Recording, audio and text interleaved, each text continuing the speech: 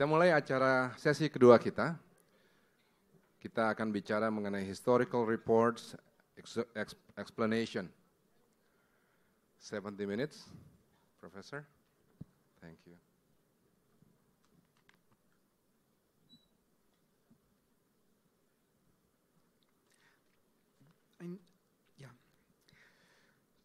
Lord, we look to you for your blessing. Tuhan yang Maha Kuasa, kami melihat kepadamu untuk berkat ya Bapa. We thank you that you are with us. Kami berterima kasih Engkau berada bersama kami. And we trust you to accomplish your purposes among us. Dan kami mempercayai padamu untuk menyampaikan penggenapan firman-Mu pada kami. In Jesus' name. Dalam nama Yesus. Amen. Amin.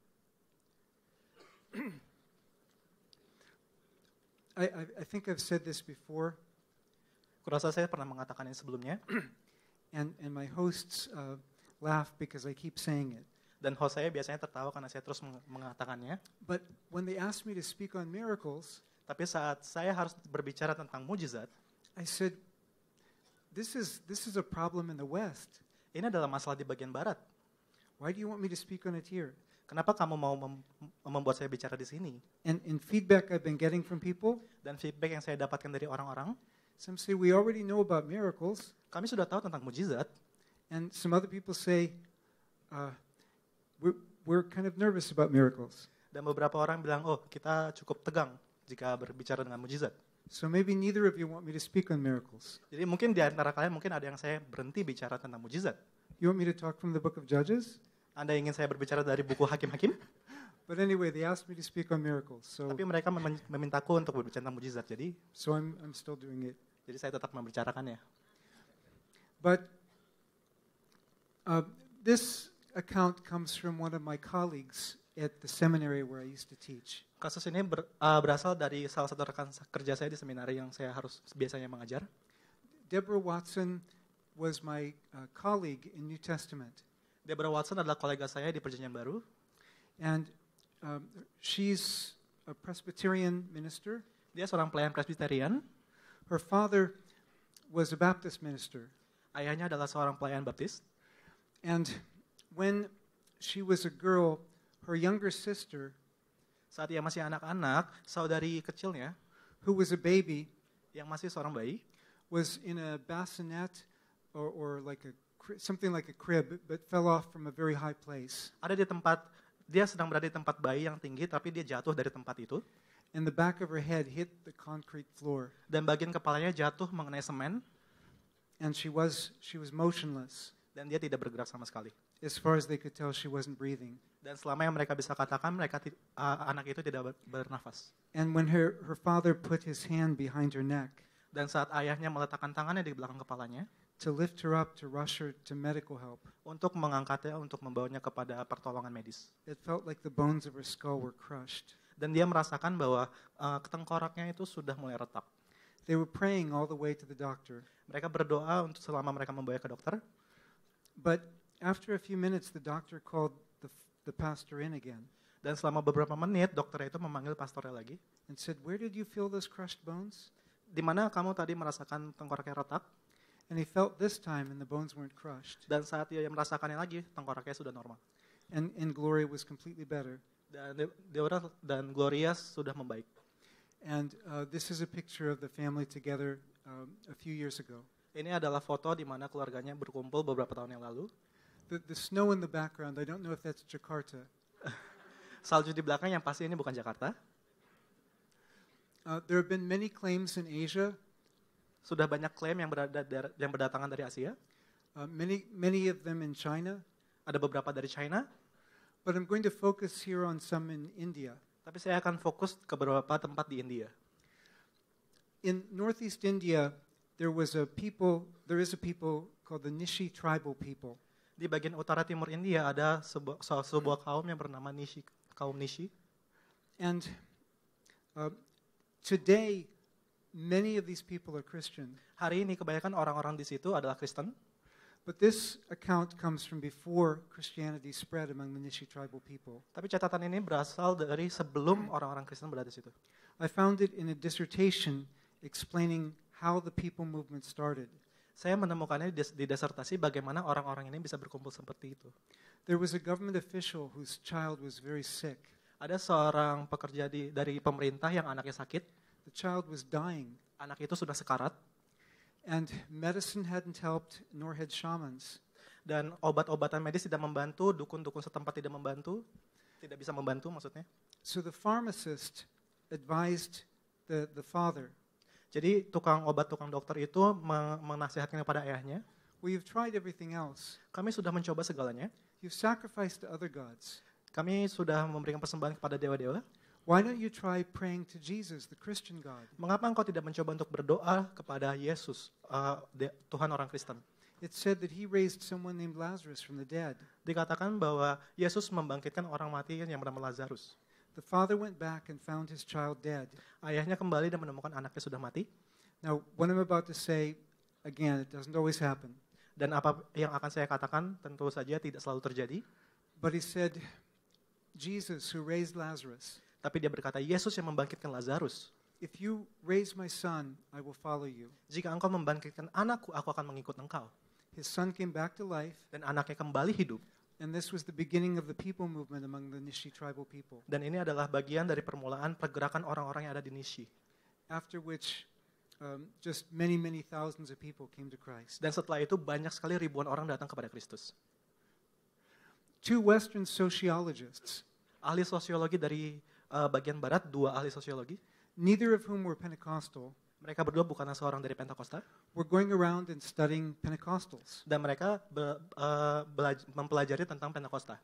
And they found some interesting events in India, Dan mereka menemukan sesuatu hal yang menarik di India.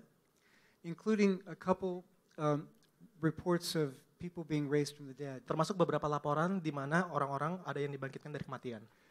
In one case, the people that they interviewed were witnesses of this, Di satu kasus adalah orang yang diinterview adalah ahli saksi mata dari ini. including a Hindu village elder. Termasuk penatua dari desa di Hindu. In another case, an Indian pastor prayed for a girl who was dead. Dalam kasus yang lain, pendeta India juga berdoa untuk seorang wanita yang sudah mati. She already had worms coming out of her nose, Dia sudah memiliki banyak cacing-cacing keluar dari hidungnya. so presumably she was fairly dead. Tentu saja kita bisa mengatakan dia pasti sudah mati. She came to life and shared her experience from after death. Dan dia kembali hidup dan menyatakan berbagai pengalamannya dari saat kematian itu. And local newspapers covered the story. Dan koran setempat menceritakan kisah ini. A pastor in Mumbai shared with me this account. Pendeta di Mumbai menceritakan kepadaku kisah ini. They were on a church retreat. Mereka sedang berada di retret gereja. The retreat center wasn't specifically Christian, it was for everyone. Pusat retret mereka tentu saja didatangi oleh banyak orang, bukan Kristen saja. So if you ever go on a church retreat, always be ready to pray. Jadi jika Anda datang ke retret gereja, selalu siap untuk berdoa. They found a Hindu boy lying at the bottom of a pool. Mereka menemukan seorang anak laki-laki Hindu yang ada di dasar kolam. And they were unable to revive him. Mereka tidak dapat membangkitkannya. So they sent one of their members who was a nurse, Jadi mereka mengirim salah satu anggotanya yang adalah suster atau perawat, and another who was an intercessor, dan yang satu lagi adalah pendoa syafaat, to take the child to the hospital untuk membawa anak itu kepada rumah sakit. while everybody else stayed behind and prayed. Dan sementara orang-orang lain diam di belakang di tempat itu dan berdoa. Well, the first doctor said, this child is dead, there's nothing I can do. Dokter pertama berkata anak ini sudah mati, tidak ada yang dapat saya lakukan. The second doctor tried to revive him but wasn't able to help. Dokter kedua mencoba untuk membangkitkannya tetapi tidak dapat melakukannya. But after an hour and a half, Tetapi setelah 1 jam setengah, they came back with the child Vikram alive. mereka kembali dengan anak itu hidup. He said that he had heard the name Jesus Anak itu berkata bahwa dia mendengar kata Yesus and then was rescued. dan dia diselamatkan. His Hindu parents said he'd never heard that name before. Orang tua Hindunya berkata mereka tidak pernah dengar nama itu sebelumnya. And this is Vikram and his family joining the Christians in their worship service. Dan ini adalah Vikram dan keluarganya yang di dalam ibadah Kristen. And by the way, these pictures of Vikram were taken just after he returned. Dan foto Vikram ini diambil setelah tepat saat mereka kembali. So this is him shortly after being dead.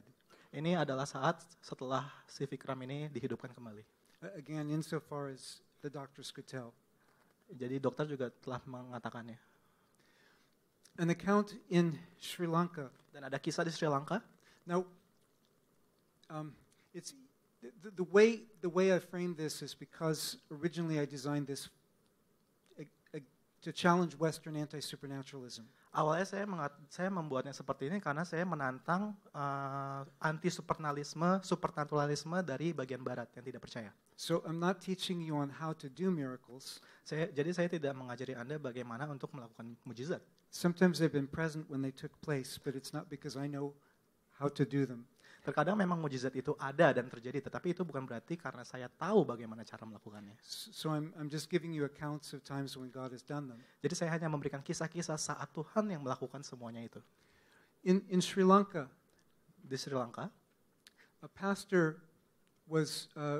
named, it should say the doctor, anyway, a pastor named Noel Fernando died in the hospital. seorang pendeta yang bernama Noel Fernando mati di rumah sakit. And they tried so hard to resuscitate him, they broke 3 of his ribs. Mereka mencoba untuk membangkitkannya lagi, tetapi mereka merusak bagian tulang rusuknya. But, if he stays dead, he's not going to need his ribs anymore anyway. Tapi jika dia memang sudah mati, dia nggak akan butuh tulang rusuknya juga. So they did their best, and that was good. Jadi dia tetap mencoba membangkitkannya.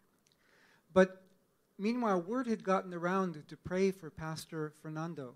Tapi ada perkataan-perkataan yang tersebar untuk berdoa untuk pendeta Fernando ini. And word had not gotten around that he had died.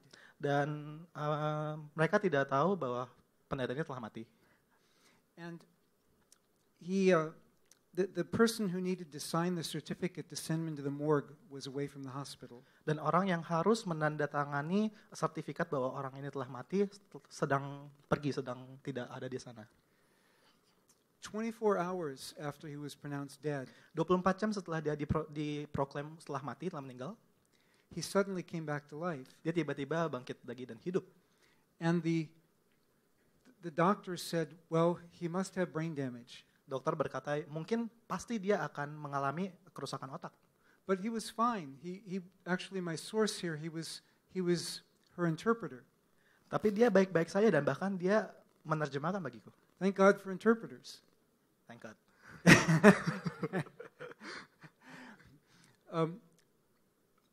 There was only one thing wrong with him. Hanya ada satu hal yang salah dengannya. He had 3 broken ribs. Dia punya tulang rusuk yang patah 3. Now, I interviewed this sister in the Philippines. Saya menginterview seorang perawat di Filipina, seorang saudari di Filipina. And I think there's somebody here who knows her besides me. Saya rasa di tempat ini ada yang tahu dia siapa selain saya. But she had liver cancer in 1983. Dia mempunyai kanker hati di 1983. She was unable to afford treatment. Dia tidak mampu untuk membayar pengobatan. And I need to digress and say something here.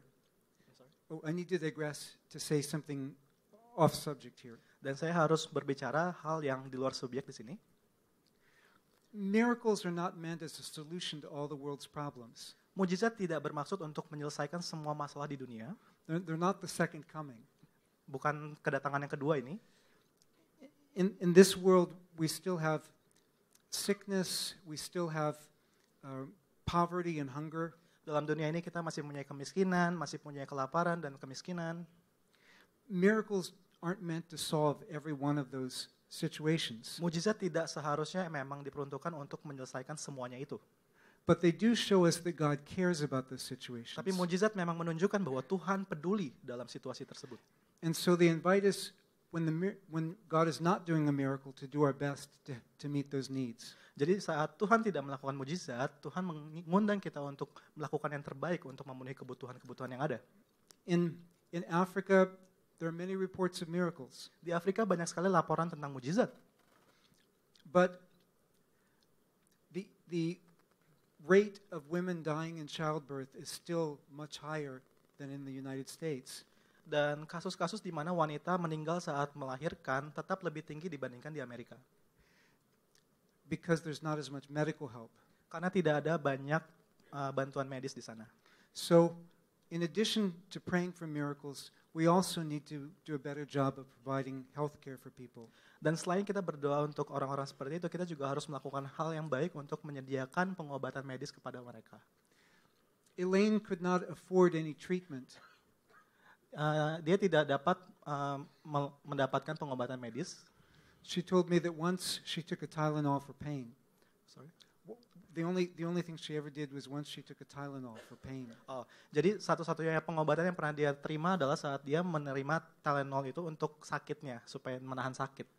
Finally, she was taken to the hospital to die. Akhirnya dia dibawa ke rumah sakit hanya untuk mati.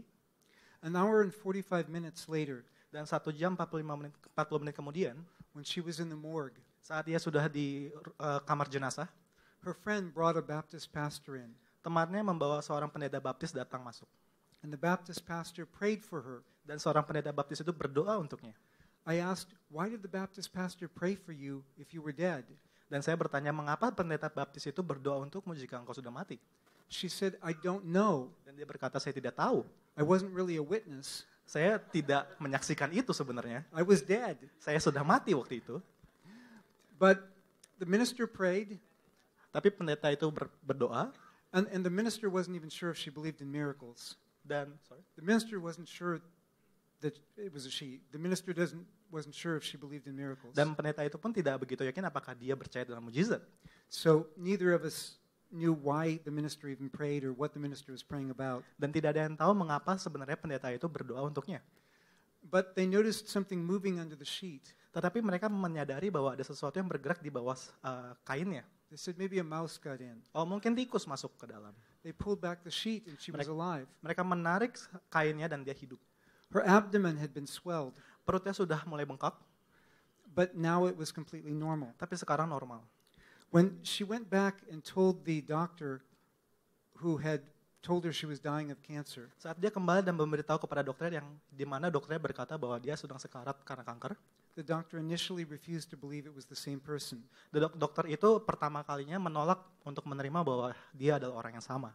But when she found out it was the same person, Tapi saat dia mengetahui bahwa dia adalah orang yang sama, the doctor and her husband, who was also a doctor, were both converted. dokter itu dan juga suaminya yang adalah dokter, keduanya bertobat.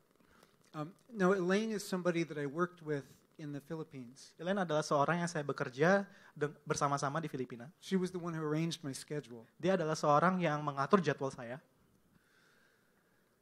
And then there were other accounts. Now, I don't know if any of you knows this person. Saya tidak tahu apakah Anda mengenal orang ini. He lives in the U.S. now. His name is Yusuf. Dia tinggal di Amerika sekarang, namanya Yusuf. He was my neighbor when I started teaching at Asbury Seminary. Dia adalah tetangga saya saat saya mulai mengajar di Asbury Seminary.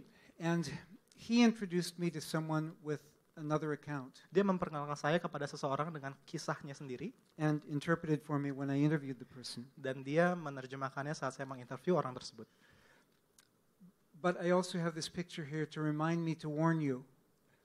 Tapi saya juga mempunyai gambarnya di sini untuk mengingatkan saya, untuk mengingatkan Anda. That if you get queasy at the sight of blood, you need to close your eyes. Karena jika Anda akan merasa pusing jika melihat darah, Anda harus menutup mata Anda. He said that Domingus Kenjim had his neck cut.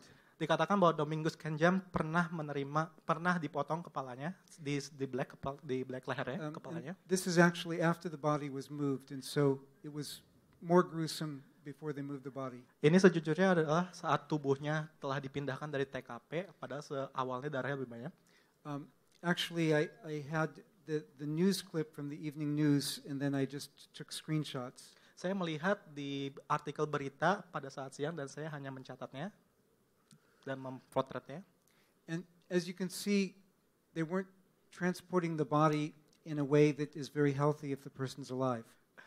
Mereka mulai mengirimkan tubuhnya, jenazahnya pergi dengan cara seperti itu. Now, in this case, the person needed medical help. Di situasi seperti ini, orang ini akan membutuhkan pertolongan medis. His neck had to be sewed back. Lehernya harus dijahit kembali. But he said that he had a vision of heaven. Tapi dia berkata dia memiliki penglihatan tentang surga. He was sent back into the body. Dia dikirim kembali ke tubuhnya. And then the doctors had to, the doctors were getting ready to send him to the morgue. Dan dokter-dokter itu sebenarnya juga telah siap untuk mengirimnya ke kamar jenazah. And he squeaked out, "Wait, I'm not dead." Dan dia tiba-tiba berkata, tunggu, saya belum mati. So the doctors helped him after that. Dan abis itu dokternya mulai menjahit lehernya. And he still has the scars, Dan dia masih memiliki lukanya. just like Jacob still had his limp. Sama seperti Yakub masih agak pincang. There are a number of examples in Africa. Ada beberapa contoh kisah di Afrika. In fact,